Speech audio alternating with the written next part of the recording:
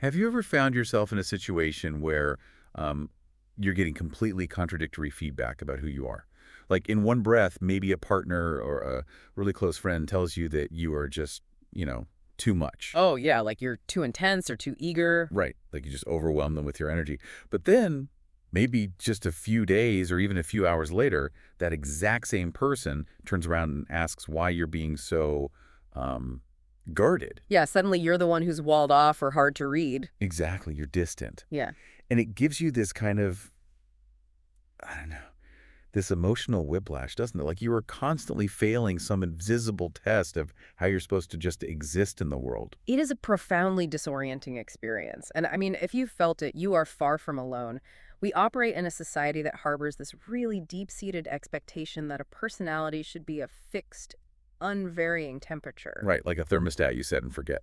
Exactly. Like if you establish yourself as a warm person, the expectation is that you will radiate warmth 24/7. Or if you're introverted, you must remain quietly in the background at all times. We really struggle with the gray areas. We do. We struggle to process the idea that someone can naturally and healthily, by the way, swing between absolute extremes of affection and withdrawal. Okay, let's unpack this, because we have a truly fascinating deep dive ahead of us today.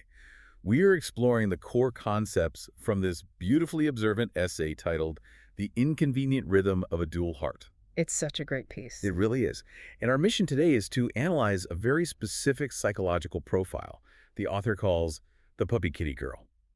We're looking at a person who operates in two very distinct modes of affection. Modes that, on the surface, seem totally contradictory. Right, but they are actually part of one complete, unedited whole.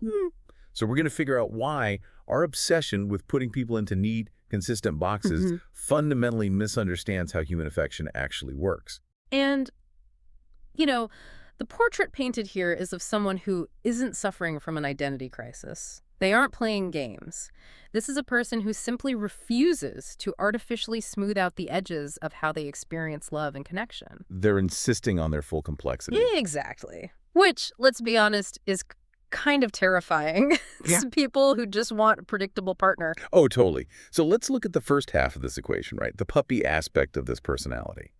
The imagery in the source is incredibly striking. Imagine a scenario where you put your key in the lock of the front door. Yeah, and this person doesn't just, casually look up from their phone and offer a polite little wave. No, she runs to the door, moving tail first, whole body. I mean, she isn't performing indifference to protect herself. She is just entirely unguarded joy. Consider the mechanics of that reaction, though. She does this not because she has nothing else going on or because her entire existence revolves around waiting for you. Right. Some part of her literally converts the sound of you arriving into an event that is worth interrupting everything for. It's a pure kinetic reaction. She feels the good thing arrive, and she moves toward it, completely unbothered by how it looks from the outside. Unbothered by how it looks is like the key phrase there. Because think about the modern dating game, or even just how we navigate new friendships today. What is the absolute golden rule everyone seems to follow? You have to play it cool. You have to play it cool. I mean, I have friends who will literally stare at a text message they just received, agonizing over it, but they will intentionally set a timer for 45 minutes before they reply. Oh, I've seen people do that. It's wild. They artificially delay their response so they don't look desperate. We have turned human connection into this exhausting, calculated game of chicken, where whoever cares the least holds all the power. Yeah, and that game of chicken is driven by a very specific fear. And this puppy energy we're talking about is a total radical rejection of it. To really understand why this is so radical, we have to look at the psychology of childhood conditioning. Okay, lay it on me. So this behavior isn't naive eagerness. It is a conscious unlearning. Most people get trained very early on to flatten their wanting. If you show a parent or a peer how much you want something and they deny it or they mock you. The emotional pain is just searing. Searing, exactly. So we learn to arrive at the door a beat late. We learn to manufacture this buffer of apathy because we are conditioned to believe that eagerness is a liability. Like if you show how much you care, you are essentially handing the other person a loaded weapon. Yeah. You're giving them the power to humiliate you. Precisely. But the puppy has run the math on that vulnerability and made a completely different calculation. This part of her has decided that eagerness is not the same thing as weakness. Running toward what is good isn't a character flaw. No, it's not. She has realized that you can love loudly and still keep your dignity completely intact because, and this is so important, dignity was never really about restraint in the first place. Dignity is about authenticity. Right. So she either skipped that societal lesson of playing it cool, or she actively unlearned it. And the result is this beautifully raw display of affection. It's incredibly refreshing to see. It is beautiful, but let's be real for a second on behalf of our listeners. Because endless, unbridled enthusiasm is practically impossible to sustain. Oh, absolutely. Like, no one has the energetic capacity to be a golden retriever 24 hours a day without just collapsing. So what happens to this exact same person an hour later? Well, this is where we transition to the second half of this dual heart, the kitty state, and the shift is dramatic. Yeah, the pivot is absolute. An hour after she just ran to the door for you, she will likely not want to be touched. Not at all. The text describes her an hour later, curled in the corner of the couch with a book she isn't really reading. She's described as present but sealed. And if you reach for her, she doesn't flinch away in fear, and she doesn't snap in anger. Right, she just goes very slightly unavailable. It's like a cat going completely still under a hand it hasn't decided to accept yet. What's fascinating here is that image of going, still not pulling away, just becoming energetically unavailable. It represents a really fascinating psychological boundary. It is a quiet assertion of autonomy. I have to push back here, though. I really do. Because if I am on the receiving end of this, I am spiraling. Oh, yeah, you're freaking out. I am. From the outside, this looks like incredibly poor communication, or at worst, like emotional manipulation. Yeah. If I come home and my partner practically tackles me at the door with joy, and then an hour later I sit on the couch and try to put my arm around them, and they just ice me out like I don't exist. You're going to feel like you did something terribly wrong. Yes, I'm going to start replaying dinner in my head. I'm going to think, okay, what did I say? Is she punishing me? And that panic is the standard reaction for most people, and it actually reveals a lot about our own insecurities. When we experience that stillness, our brains immediately interpret it as a withdrawal of love. Because it feels like a withdrawal. It does feel like that, but that assumption is entirely backward. This is not a punishment. It is not colder than the puppy state. The word the author uses, and the word we should be using to describe this state, is precision. Precision. Okay. I'm trying to see how icing someone out is precise. Walk me through that. Okay, so when we feel panicked by a partner's sudden stillness, it's often because we are relying on their constant warmth to regulate our own nervous system. Oh, wow. Okay. Right. We want them to smile, to lean in, to validate us so we feel safe. But this kitty side of her knows a fundamental truth about human dynamics. Affection that is offered on command purely to soothe someone else's anxiety isn't actually affection. It's compliance. Affection on command is compliance. That Yeah. hits hard. I mean, if I am demanding you cuddle me just so I know we're okay, I'm not actually loving you. I'm managing my own anxiety using your body. Exactly. It changes the entire paradigm of how we view intimacy. She is not a vending machine where you put in a nice gesture and get a hug in return. She has a private room inside herself, a room that she alone holds the key to. And she doesn't apologize for closing the door to it. And not even to the people she loves dearly. Socially speaking, it would be infinitely easier for her to just fake it, to perform a mild warmth she isn't actually feeling in that exact second just to keep the peace. But she refuses. Yeah, by refusing to perform, by choosing to go still, she's protecting the integrity of her affection.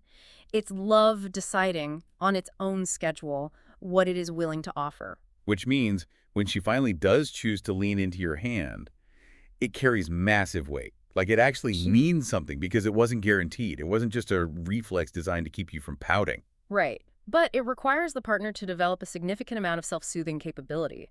You have to learn to tolerate your own anxiety about not being constantly validated, which, let's face it, is a high bar for a lot of relationships. It's a huge bar. Yeah. So if these two states, the unguarded joy and the fierce autonomy, are perfectly natural and deeply authentic, why do they cause so much friction in the real world? Like, why is it so hard to just let people be both? Well, a massive part of the problem lies in the vocabulary we use. Yeah, as a culture, we only really have language for one of these states at a time, and our labels are incredibly unforgiving. We rely on these single, easily digestible archetypes because complexity requires too much cognitive effort. We just want people to be one thing. Look at the girl who runs to the door, right? The puppy. Society slaps a label on her immediately. She is easy, she is a lot, she is clingy, or she's just too much. Yep, they pathologize the joy. We look at her and assume that because her affection is freely given, it must be cheap. It's the terrible economics of modern relationships. We falsely equate scarcity with value. That is so true. And then, on the flip side, look at the girl who goes still on the couch, the kitty. She gets labeled as guarded, cold, an ice queen, or hard to read. We assume her stillness is a manipulative test, a game she's playing to assert dominance and keep you guessing. But neither of these readings survives actual contact with this person because she isn't choosing between these two states as competing identities. She isn't playing a game of scarcity, and she certainly isn't an ice queen. Here's where it gets really interesting. Because when society encounters someone oscillating between these extremes, our default solution is to demand a compromise. We want the person to average themselves out. We want the math to be easy. Right.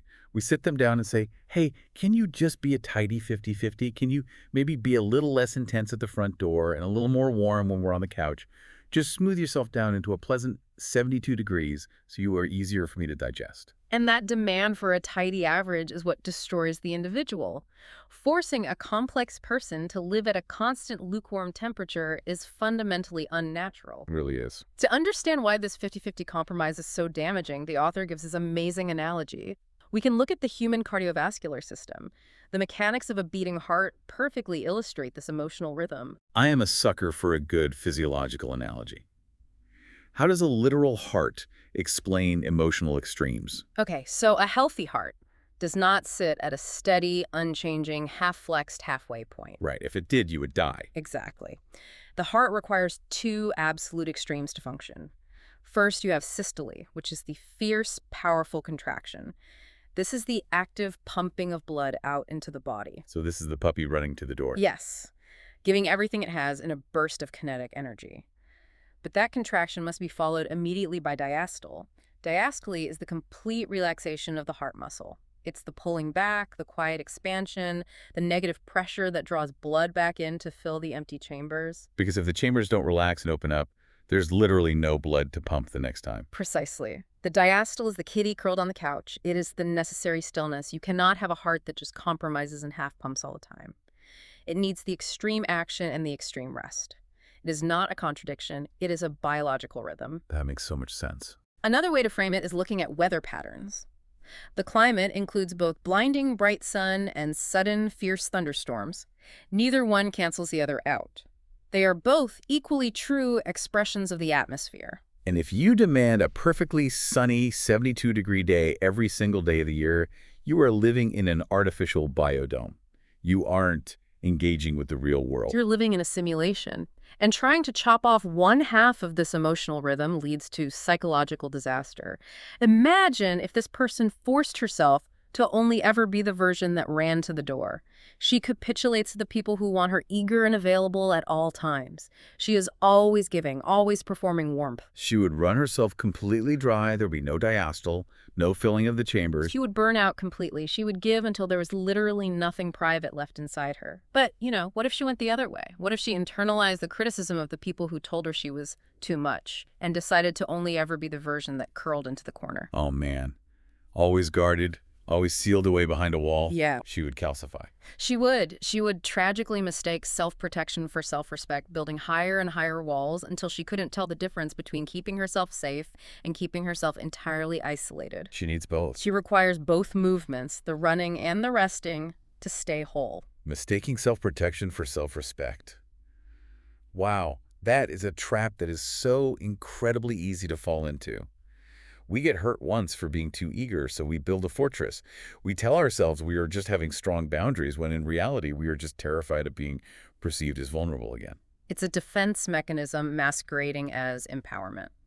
So what does this all mean for you, the listener? We've diagnosed this rhythm. We see how the puppy and the kitty work together in this systole and diastole heartbeat. We understand how society gets it completely wrong by demanding a flat line instead of a pulse. Yeah. How do you actually exist with or love someone who operates like this? Or, if you were listening to this and realizing you are this person, how do you navigate the world? The path forward requires a radical shift in how we react to the people we care about. The instruction is incredibly simple in theory.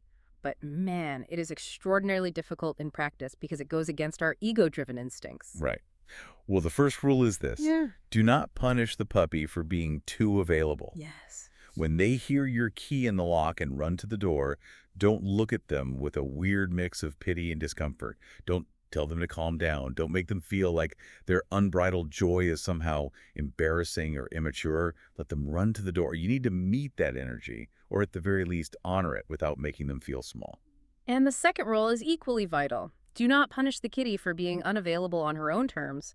When she goes completely still on the couch an hour later, you have to stop taking it as a personal insult. Don't poke the sleeping cat. Don't poke the sleeping cat. Don't demand she explain why she's being weird, and whatever you do, don't guilt trip her into performing warmth just to soothe your ego. Let her go still. Give her the physical and emotional space to retreat into that private room. It all comes down to radically accepting that neither state is a trick. Neither one is a performance designed for your benefit, and neither one is the real her hiding behind a mask. I mean, she isn't two different girls taking turns driving the car. No, she is one person who simply refuses to shrink herself down to a single, more convenient temperature. Loving someone who insists on their full complexity requires you to cultivate profound inner security. You really have to do the work on yourself. You do. You have to stop viewing every single one of their behaviors as a direct reaction to you and start viewing it as the natural weather of their own internal world. That reframing is everything, taking the ego out of it entirely. It's not about you being a bad partner, it's just their internal barometer shifting from high pressure to low pressure. Well, we're going to wrap things up here, and I really want to thank you for joining us on this deep dive into the nuances of human affection. The ultimate takeaway is that true completeness rarely looks like a perfectly balanced spreadsheet. True completeness often looks like embracing our wild contradictions, our extreme eagerness and our fierce, uncompromising need for autonomy, rather than trying to sand down our own edges just to make ourselves easier for other people to digest. It is a liberating way to view relationships, it really is. But before we sign off, I want to leave you with a final thought to mull over that stretches this concept into an entirely new arena. Ooh, I love a curveball. We've been dissecting this dual heart idea strictly through the lens of interpersonal love, right? The front door, the couch, the partner. But think about your own life in a broader context. What if we applied this exact same rhythm of absolute eager immersion followed by fierce, sudden detachment to our careers or to our creative pursuits? Applying the puppy-kitty dynamic to work. I am intrigued. Think about it. We are constantly bombarded by the mandate to strive for a balanced 50-50 work-life equilibrium. We are told to make steady, incremental progress every single day. Aligned. The grind. But what if, instead of aiming for that lukewarm average, we allowed ourselves to be the puppy with our passions? What if, for 1 week, we were completely obsessed, whole-bodied, working late into the night simply because we are entirely captivated by the joy of the project? It's going all in. All in. And then what if we allowed ourselves to be the fiercely guarded kitty the next week? Stepping back entirely, closing the door on the work, becoming completely sealed and unavailable to our colleagues, our managers, or our overflowing inbox. And without feeling a single ounce of guilt for either extreme. Exactly. What if embracing that systole and diastole is actually the secret to a sustainable, vibrant life in absolutely everything we do? I love that. Maybe we all need to stop trying to be a pleasant 72 degrees all the time. Let the thunderstorms roll in. Let the sun blaze. So the next time someone tells you that you're being too much in one moment and too guarded in the next, well, maybe just smile, knowing your heart is finally beating in its true inconvenient rhythm. Thanks so much for joining us for this deep dive. We'll catch you on the next one.